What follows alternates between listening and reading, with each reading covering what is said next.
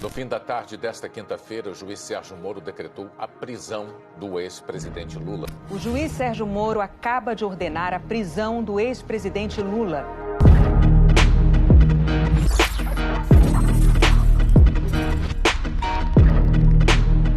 Lula responde a 3 processos em Curitiba e já foi condenado em 2 deles, apenas que somam 29 anos de prisão. As condenações se referem ao triplex do Guarujá e à reforma do sítio de Atibaia.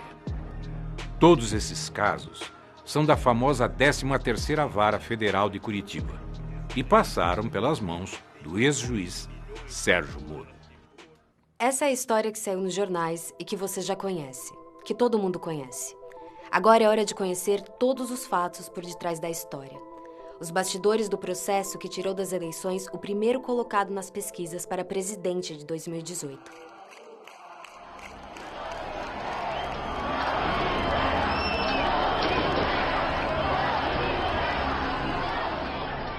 Os processos contra Lula em Curitiba são um dos maiores casos de lawfare já vistos no mundo. Nesse tipo de guerra, o ataque aos inimigos políticos é feito por meio da justiça, com múltiplas acusações, bloqueios de bens e divulgações seletivas na imprensa. O objetivo é inviabilizar a defesa e criar na sociedade um clima de culpa. E o julgamento passa a ser mera formalidade. As condenações já estão prontas. Um manifesto assinado em outubro de 2019 reuniu juristas de 8 países.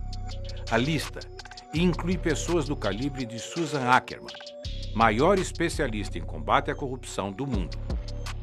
Eles foram unânimes ao afirmar que Moro não só conduziu o processo de forma parcial, como comandou a acusação. Essa manobra vinha sendo denunciada pela defesa de Lula desde 2016. A ONU já concedeu 2 liminares favoráveis ao ex-presidente. Enquanto Moro e sua turma diziam que a perseguição a Lula não passava de uma teoria da conspiração, explodiu como uma bomba o escândalo da Vaza Jato. Nas trocas de mensagens estão provas de que Moro e procuradores de Curitiba viam Lula como um adversário. Estavam dispostos a tudo para prendê-lo. Mas a Lava Jato agora passa a ser alvo de críticas e até de investigações por possíveis irregularidades. 58% acham que a conduta de Sérgio Moro é inadequada. 59% dos entrevistados acreditam que, se comprovadas as irregularidades, eventuais decisões de Sérgio Moro devem ser revistas. Há 2 anos, o STF tem nas mãos um pedido da defesa de Lula para julgar a conduta de Sérgio Moro. E não há motivos para que esse pedido ainda não tenha sido analisado. O que está em pauta é a suspeição de Moro, que é a simples suspeita de que um juiz possa ter favorecido um dos lados. A defesa do ex-presidente vem insistindo para que o julgamento do mérito seja retomado e espera que o habeas corpus volte à pauta do STF em breve. Quais são, afinal, as provas de que Moro é suspeito? Prova 1. A condução coercitiva ilegal de Lula. No dia 4 de março de 2016, Moro determinou que Lula fosse detido e levado para depor por mais de 3 horas em uma sala da Polícia Federal no aeroporto de Congonhas, em São Paulo. O cerco à casa de Lula aconteceu antes das 6 horas da manhã, já com ampla cobertura da imprensa. A mobilização dos repórteres havia sido previamente articulada por Curitiba. Um jornalista chegou a insinuar de madrugada em suas redes sociais que a operação aconteceria. A ação contra Lula foi tão abusiva que 2 anos depois, o STF proibiu a condução coercitiva para a realização de interrogatórios. Hoje, é ilegal levar uma pessoa a depor com força policial antes de intimá-la. Prova 2. Grampo ilegal. Nesta quarta-feira, a crise política atingiu o ponto mais alto. Alô? Alô? Lula, deixa eu te falar Fala, uma querida. coisa. Ah. Seguinte, eu tô mandando o Bessias junto com o papel pra gente ter ele e só usa em caso de necessidade, que é o termo de posse. O ex-juiz fez um vazamento seletivo. Essa revelação só foi feita mais de 3 anos depois pela Folha de São Paulo. Segundo a reportagem, Moro não quis tornar público que Lula disse a diferentes interlocutores que relutou em aceitar o convite de Dilma para ser ministro e que estava empenhado em buscar uma reaproximação com Temer e o MDB. Os diálogos colocaram em xeque a hipótese defendida por Moro de que Lula queria ser ministro para obter foro privilegiado. Moro cometeu outras irregularidades no episódio. O diálogo entre Lula e Dilma foi captado mais de 2 horas após a ordem judicial que interrompeu o grampo. Além disso, a conversa não tinha nenhuma relação com os processos sob responsabilidade de Moro. Ele não tinha autoridade para divulgar gravações envolvendo autoridades com foro privilegiado, como era o caso da presidenta Dilma. Moro cometeu um crime ao gravar conversas de um presidente sem autorização do STF. Ao ser cobrado pelo Supremo por seus atos, o ex-juiz apenas pediu escusas, mas o estrago já estava feito. Como consequência, o vazamento do grampo ilegal acelerou o golpe contra Dilma, dividiu a sociedade e colocou a nossa democracia em risco.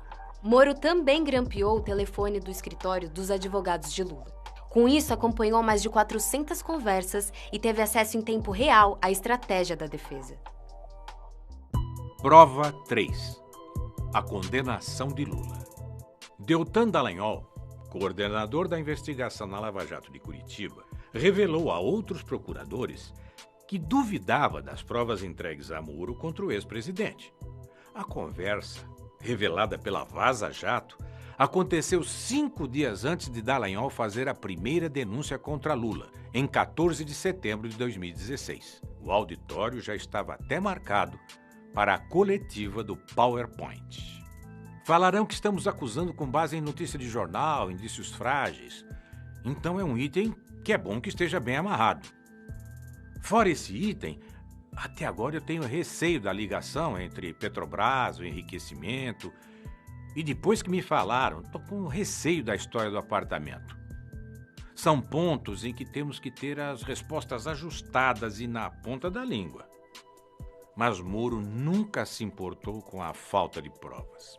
Em julho de 2017, o ex-juiz condenou Lula a 9 anos e meio de prisão por corrupção e lavagem de dinheiro no caso do triplex do Guarujá.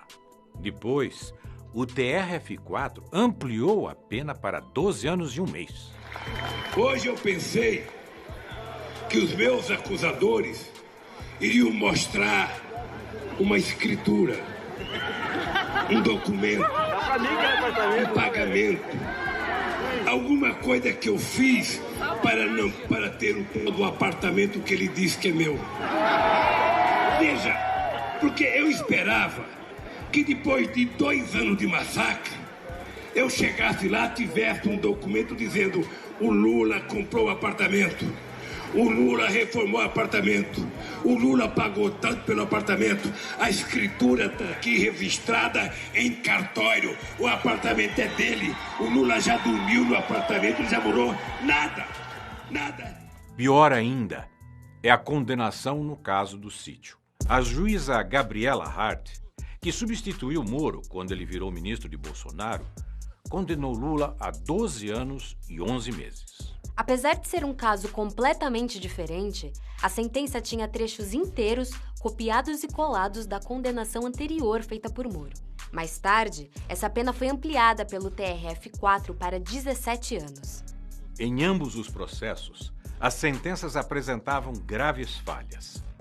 Não determinavam o que Lula teria feito em favor das construtoras que justificasse o alegado recebimento de um apartamento no Guarujá ou a reforma de um sítio em Atibaia que nunca pertenceu a Lula. Moro diz apenas que Lula praticou atos indeterminados que teriam beneficiado as empreiteiras durante seus 2 mandatos como presidente.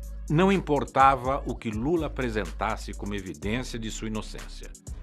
Os processos eram meras formalidades em Curitiba e as condenações já estavam pré-definidas, sempre com o objetivo de manchar a reputação de Lula e tirá-lo da vida política. Prova disso é que Lula foi absolvido na Justiça de Brasília da acusação de ter feito parte de uma organização criminosa na Petrobras. O ex-procurador-geral da República, Rodrigo Janot, diz em seu livro que Lula era objeto de desejo da Lava Jato e revela que foi pressionado por Deltan Dallagnol a acelerar o processo do PowerPoint para justificar as demais condenações contra o ex-presidente em Curitiba. Com a absolvição de Lula nesse processo, há um entendimento de que caem por terra todas as outras acusações que pesam contra o ex-presidente nos processos iniciados por Moro. Prova 4. Abuso de autoridade. No dia 8 de julho de 2018, o desembargador Rogério Favretto, do TRF4, determinou a soltura imediata de Lula. Gebran Neto, outro desembargador, suspendeu a decisão do colega, embora só tivesse jurisdição sobre o caso no dia seguinte, ao fim do plantão judicial. Moro, que estava de férias, atropelou todo e qualquer rito jurídico para evitar a liberdade de Lula. Enquanto se debatia qual desembargador tinha razão, Moro, um juiz de primeira instância, determinou que a PF de Curitiba não soltasse Lula. A ordem foi acatada pelo delegado da Polícia Federal, Maurício Valeixo, o mesmo que depois se tornou braço direito de Moro no governo Bolsonaro. Favretto reiterou a soltura imediata de Lula, mas o presidente do TRF4, Thompson Flores, entrou na disputa e manteve Lula preso. Moro teve que dar explicações ao Conselho Nacional de Justiça sobre a sua atuação no episódio. E essa não foi a única vez que o então juiz passou dos limites. Diversas vezes, durante as audiências em Curitiba, ele tentou intimidar os advogados de defesa de Lula. Como a gente fez lá brincando lá no ringue com o Lula, né? Na audiência, na oralidade, tem toda mais uma dinâmica, como a gente fazia no âmbito da Lava Jato. Tem perguntas novas para testemunha ou nós estamos aqui só perdendo tempo novamente? Vossa Excelência, acho que sempre que a defesa fala é a perda de tempo, esse é o problema. Perguntas novas, doutor? Os juízes não tem tempo para ficar perdendo aqui. Fica o protesto aqui de novo, Excelência. Doutor, está sendo inconveniente. A opinião da testemunha. A defesa não é inconveniente na medida que nós estamos no exercício da ampla defesa. Já foi indeferida a sua questão. Mas eu sei, mas você não já pode... Já foi indeferida a sua questão, doutor. Você não pode caçar a palavra da defesa. Posso, doutor? Não pode, porque nós estamos colocando uma questão muito importante, relevante. O ilustre procurador da República está pedindo a opinião da testemunha. E ele doutor, não pode pedir a opinião da testemunha. Já foi indeferida a sua questão. Já está registrada e o senhor respeite o juízo. Prova 5. O adiamento do interrogatório de Lula para impedi-lo de se manifestar publicamente. Em 15 de agosto de 2018, Moro adiou o interrogatório de Lula e de mais 12 réus no caso do sítio de Atibaia para depois das eleições. Qual era o medo de Moro? Que o depoimento beneficiasse Lula na campanha eleitoral. O medo do ex-presidente falar era tanto que a Justiça negou um pedido da Folha de São Paulo para entrevistar Lula na sede da Polícia Federal em Curitiba. E Deltan Dallagnol comemorou. Carlos, o Fux deu uma liminar suspendendo a decisão do Lewandowski que autorizava a entrevista, dizendo que vai ter que esperar a decisão do plenário. Agora não vamos alardear isso aí, não vamos falar para ninguém, vamos ficar quieto para evitar a divulgação o quanto for possível, porque quanto antes divulgar isso, antes vai ter recurso do outro lado, antes isso aí vai para plenário. Então, o pessoal pediu para a gente não comentar aí publicamente e deixar que a notícia surja por outros canais para evitar precipitar recurso de quem tem uma posição contrária à nossa. Mas a notícia é boa para terminar bem a semana, depois de tantas coisas ruins, e começar bem o final de semana. Abraços, falou. A Vaza Jato mostrou que Lula e o PT eram vistos como inimigos pela força-tarefa em Curitiba. Em uma troca de mensagens entre Dallagnol e uma amiga, fica claro que o objetivo principal era impedir o retorno do PT à presidência. Ando muito preocupada com uma possível volta do PT, mas tenho rezado muito para Deus iluminar nossa população para que um milagre nos salve. Valeu, Carol. Reza sim. Precisamos como país. Prova 6. o vazamento estratégico da delação de Palocci. A cartada final de Moro para eleger Bolsonaro presidente da República foi dada em 1º de outubro de 2018. 6 dias antes das eleições presidenciais, o ex-juiz tornou pública a delação premiada de Antônio Palocci. A delação já havia sido rejeitada pelo Ministério Público por falta de provas e estava nas mãos de Moro havia pelo menos 3 meses. A manobra de Moro teve amplo espaço na mídia. E só 2 anos depois, o STF anulou a delação de Palocci. Verifique-se que o acordo foi juntado aos autos da ação penal cerca de 3 meses após a decisão judicial que o homologara. Essa demora parece ter sido cuidadosamente planejada pelo magistrado para gerar um verdadeiro fato político na semana que antecedia o primeiro turno das eleições presidenciais de 2018. Era o impulso final que faltava para garantir a vitória do ex-capitão nas eleições presidenciais. Bolsonaro chegou a parabenizar Moro pela atitude. Ele estava cumprindo uma sua missão. Se essa missão dele não fosse bem cumprida, eu também não estaria aqui. Então, em parte,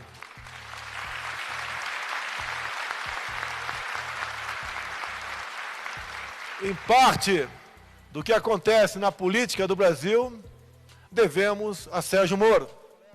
Prova 7.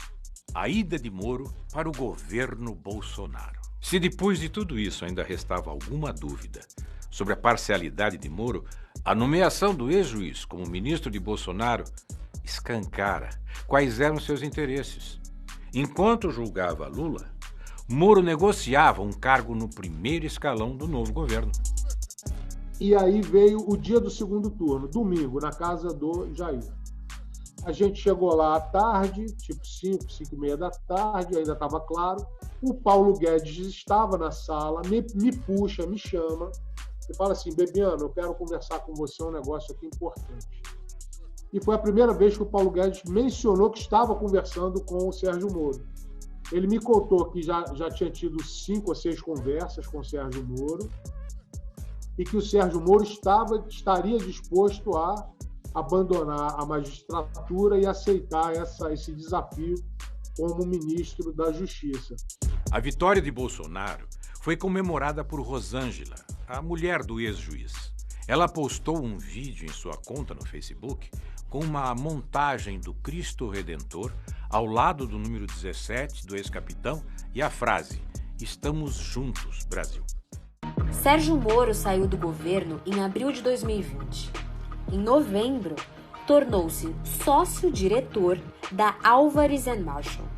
A empresa tem entre seus funcionários ex-agentes de departamentos de inteligência dos Estados Unidos, como o FBI e a NSA. A Álvares & Marshall foi administradora judicial da OAS e apresentou à Justiça uma lista de imóveis de propriedade da construtora que incluía o famoso triplex do Guarujá, o mesmo que Moro e a Lava Jato afirmavam pertencer a Lula. A empresa norte-americana também é administradora judicial da Odebrecht, outra construtora que Moro levou ao fundo do poço quando era juiz da Lava Jato. A Álvares & Marshall revelou ao UOL que já teria faturado 17 milhões de reais com a crise da construtora brasileira. O conflito de interesses nestes casos é evidente. Lideranças de todos os campos políticos ficaram perplexas com a decisão de Moro em aceitar o trabalho na empresa norte-americana. Diante da repercussão extremamente negativa, o Tribunal de Ética da OAB São Paulo notificou Moro sobre a proibição dele exercer a advocacia junto aos clientes da Álvares & Marshall. Ao longo de todas essas injustiças, Lula se manteve firme. Eu tenho tanta obsessão de desmascarar o Moro, desmascarar o Delayol e a sua turma, e desmascarar aqueles que me condenaram, sabe, que eu ficarei preso 100 anos. Mas eu não trocarei a minha dignidade pela minha liberdade.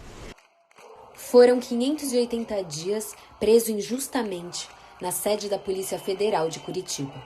Durante todo esse tempo, o povo permaneceu em vigília e personalidades de todo o mundo se mobilizaram por sua liberdade. Bom dia, presidente Lula!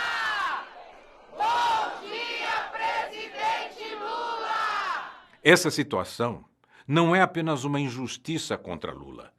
Ela é um atentado contra o Estado democrático de direito. É por isso que a anulação dos processos contra Lula significa a liberdade plena do ex-presidente, a recuperação dos seus direitos políticos e a libertação do Brasil, dos brasileiros e brasileiras. Lula livre é o povo livre. Anula STF. Anula STF. Anula STF. Anula STF.